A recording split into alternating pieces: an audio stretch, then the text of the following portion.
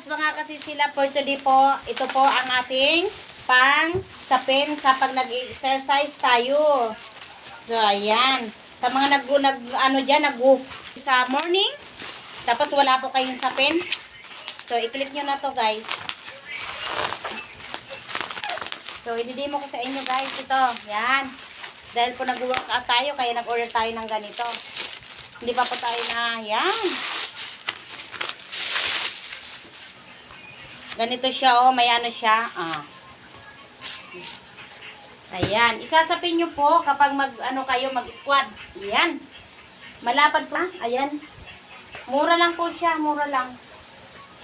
So, order na po kayo. Ganyan po siya. Ilalagay dyan sa sapin.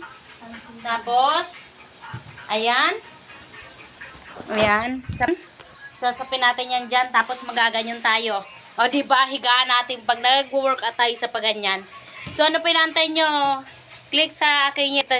Bye! Check out na!